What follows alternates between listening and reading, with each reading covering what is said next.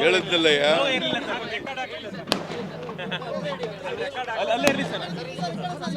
October 2ನೇ ತಾರೀಕು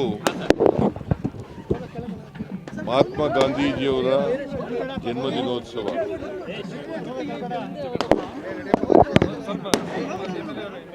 ಪ್ರತಿ ವರ್ಷ ದೇಶಾದ್ಯಂತ ಮಹಾತ್ಮ ಗಾಂಧೀಜಿಯವರ ಜನ್ಮದಿನೋತ್ಸವವನ್ನು ಆಚರಣೆ ಮಾಡಿ ಅವರನ್ನು ಸ್ಮರಿಸ್ಕೊಳ್ತಕ್ಕಂಥ, ಅವರು ಹೇಳಿದಂಥ ದಾರಿನಲ್ಲಿ ನಡೀತಕ್ಕಂಥ ಪ್ರಯತ್ನವನ್ನು ಮಾಡ್ತಾ ಇದ್ದೀವಿ. ಮಹಾತ್ಮ ಗಾಂಧೀಜಿಯವರು ದೇಶಕ್ಕೆ ಅವರ ನೇತೃತ್ವದಲ್ಲಿ ಸ್ವಾತಂತ್ರ್ಯ ಬರಲಿಕ್ಕೆ ಕಾರಣಕರ್ತರಾಗಿದ್ದರು. ಅವರ ಹೋರಾಟದಿಂದ ಇವತ್ತು ನಾವೆಲ್ಲರೂ ಕೂಡ ಸ್ವತಂತ್ರರಾಗಿದ್ದರೆ ಅವರ ಹೋರಾಟ ತ್ಯಾಗ ಬಲಿದಾನಗಳಿಂದ ಆಗಿದೆ.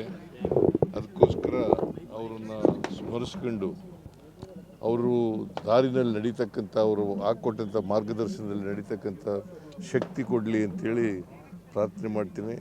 ಮತ್ತು ಇದೇ ಸಂದರ್ಭದಲ್ಲಿ ಲಾಲ್ ಬಹದ್ದೂರ್ ಶಾಸ್ತ್ರಿ ಅವರು ಕೂಡ ಮಾಜಿ ಪ್ರಧಾನಮಂತ್ರಿಗಳು, ಅವರ ಜನ್ಮದಿನೋತ್ಸವವನ್ನು ಕೂಡ ಆಚರಣೆ ಮಾಡ್ತಾ ಇದ್ದೀವಿ. ಅವರ ಆತ್ಮಕ್ಕೂ ಕೂಡ ಶಾಂತಿ ದೊರಕಲಿ.